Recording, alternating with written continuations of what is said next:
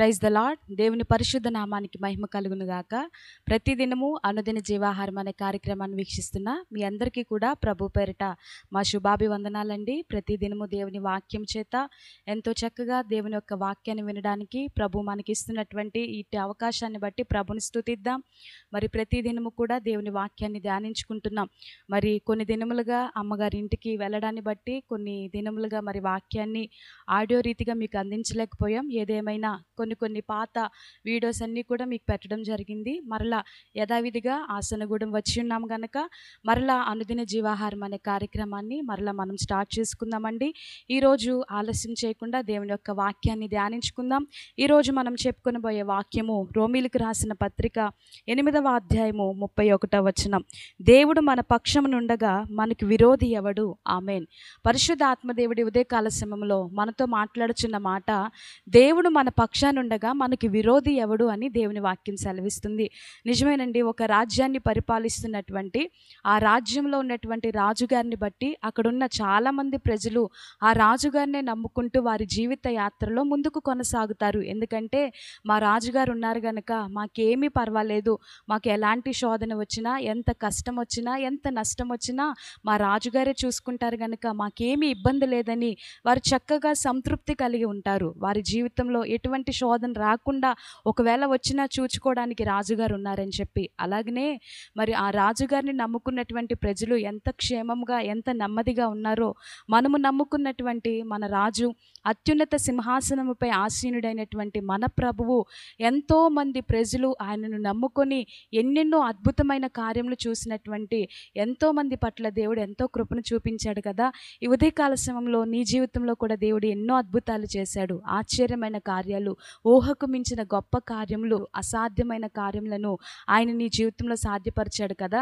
మరి నిజముగా ఆయన మన పక్షానుండగా మనకి విరోధి ఎవడని దేవుని వాక్యం సెలవిస్తుంది. నిజమేనండి. ఆయన మన పక్షానుండగా ఎటువంటి విరోధి అనేటువంటి సమస్య అయినా, విరోధి అనేటువంటి సాతాను ఏలుబడి చేస్తున్న ఆ యొక్క విధానమైనా, మరి విరోధి అనేటువంటిది నీకు అది సమస్య అయి ఉండవచ్చు, ఆర్థిక ఇబ్బందులు అయి ఉండవచ్చు, నీకున్న కరువు అయి ఉండవచ్చు. అది నీకు ఎంతటి సమస్య అయినా సరే నీకు విరోధముగా లేవబడుతుందేమో, నీకు విరోధముగా ఉన్నదేమో, కానీ ఆ విరోధిని బట్టి నీవు దిగులు పడకు, కంగారు పడకు. కానీ నీ పక్షానున్న దేవుడు ఎలాంటి వాడో ఒకసారి జ్ఞాపకం చేసుకో. పక్షానున్న దేవుడు ఎంతటి గొప్పవాడో ఒకసారి జ్ఞాపకం చేసుకో. పరిశుద్ధాత్మ దేవుడు నీతోనే మాట్లాడుచున్న మాట, ఇప్పటి వరకు నీ ఇబ్బందులు, నీ ఇరుకులను బట్టి కంగారు పడిపోయేవేమో, కానీ నీవు నమ్ముకున్న దేవుడు సమర్థత కలిగిన వాడు, ఆయన జీవము కలిగిన వాడు, నిన్న నేడు నిరంతరం ఏకరీతిగా ఉన్నవాడు గనక నీ జీవితంలో ఎన్నెన్నో అద్భుత కార్యములు చేయగల సమర్థుడు. నీ విరోధిని బట్టి నీవు కంగారు పడవద్దు. నీ పక్షానున్న దేవుడు గొప్పవాడే ఉన్నాడు గనక దేవుని వాక్యం ఈ రీతిగా సెలవిస్తుంది. దేవుడు మన పక్షానుండగా మనకు విరోధి ఎవడు? దేవునికి స్తోత్రం. ఎంత మంచి మాట అండి, ఎంత ఆదరణ కలిగించే మాట. మన పక్షాన మన రాజు తోడుగా ఉన్నట్లయితే, మన పక్షాన ఈ లోకాన్ని సృజించిన సృష్టికర్తే మనకి తోడుగా ఉన్నట్లయితే ఇక మనకి విరోధి ఎవడు? నిజమే కదా, నిజమే. మనకి విరోధి ఎవరు ఉండకూడదు. మన పక్షానున్న దేవుడు గొప్పవాడై ఉన్నాడు.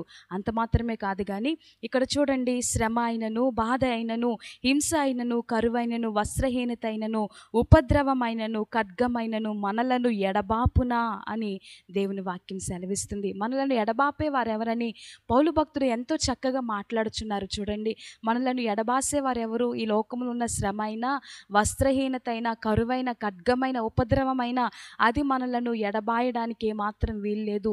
ఎడబాపు వాడు ఎవడు అని దేవుని వాక్యం సెలవిస్తుంది. నిజమేనండి. ఈ లోకంలో శ్రమలు, శోధనలు బట్టి దేవుని ప్రక్కన పెట్టేస్తున్నావేమో, దేవుని విడిచిపెట్టేస్తావేమో, ఏమాత్రము కూడా నీవు అవిశ్వాసంలోనికి వెళ్ళవద్దు. కానీ నీవు నమ్ముకున్న దేవుడు సమర్థత కలిగిన వాడే ఉన్నాడు. మరలా తిరిగి ఆయన యందు భయభక్తులు కలిగి మరలా నీవు దేవుని కొరకు నిలవబడు. ఆయన నీ జీవితంలో అద్భుత కార్యములు చేయడానికి ఇష్టపడుతున్నాడు. నీ పక్షానున్న దేవుడు గొప్పవాడే ఉన్నాడు. నీ పక్షానున్న దేవుడు ఈ లోకమును శాసించగలని దేవుడై ఉన్నాడు. నీ పక్షానున్న దేవుడు సమర్థత కలిగిన దేవుడై ఉన్నాడు గనుక ఆయన నీ పక్షముగా ఉండగా ఎటువంటి విరోధికి స్థానం లేదు గనుక ఈ ఉదయకాల సమయంలో దేవుడిచ్చిన మాటలు బట్టి ధైర్యం కలిగి ఉందాం, ముందుకు కొనసాగుదాం. ఈ చిన్న మాటలు దేవుడు మన వినికిల్లో దీవించి ఆశీర్వదించునుగాక. ఆమేన్. అలాగే కన్నులు మూసుకొని ప్రార్థన చేద్దాం. పరిశుద్ధుడానికి స్తోత్రం. ఈ ఉదయకాల సమయంలో నీవిచ్చిన మాటను బట్టి వందనాలయ్యా. ప్రతిదినము కూడా అనుదిన జీవాహారం అనే కార్యక్రమం ద్వారా ఎంతో చక్కగా నీ యొక్క వాక్యపు వెలుగులోనికి మమ్మల్ని నడిపిస్తున్నావయ్యా. పక్షముగా ఉండగా మాకు విరోధి ఎవరు తండ్రి? అయ్యా, ఈ లోకంలో ఎన్నో శ్రమలు, సమస్యలు, అయ్యా కరువు, ఖడ్గము, ఎన్నో బాధలు వచ్చినప్పటినీ కూడా అవి మాకు విరోధిగా ఏలుబడి చేస్తున్నవేమో ప్రవ్వా. వాటిని చూసి మేము భయపడడం కాదు, కానీ నిన్ను బట్టి మేము ధైర్యం కలిగి నీవు మా పక్షాన ఉండగా మాకు విరోధి ఎవడని ప్రవ్వా ధైర్యంతో ముందుకు కొనసాగే కృపనివ్వండి. అనుదిన జీవాహారం చూస్తున్న ప్రతి బిడ్డను మీరు ఆత్మీయంగా బలపరచండి అయ్యా. ఏ ఒక్కరిని విడిచిపెట్టక నీ కృపచేత బలపరుస్తూ ప్రతి ఒక్కరిని దీవించి ఆశీర్వదిస్తూ నీవే వారికి తోడుగా ఉండి నడిపించుకుంటారని, నీ ప్రేమ చేత బిడ్డలను బలపరచమని యేసు నామములో అడిగి వేడుకొంచున్నాము తండ్రి. ఆమేన్. అందరికీ హృదయపూర్వక వందనాలండి. ఇంకనూ ఒకవేళ మన ఛానల్ సబ్స్క్రైబ్ చేయకపోతే దయచేసి మన ఛానల్ సబ్స్క్రైబ్ చేయండి, లైక్ చేయండి, షేర్ చేయండి, కామెంట్ ద్వారా మీ స్పందన తెలియపరచవలసిందిగా ప్రభుపేట తెలియపరుస్తున్నా. God bless you all. దేవుడు మిమ్మల్ని దీవించును గాక. ఆమేన్.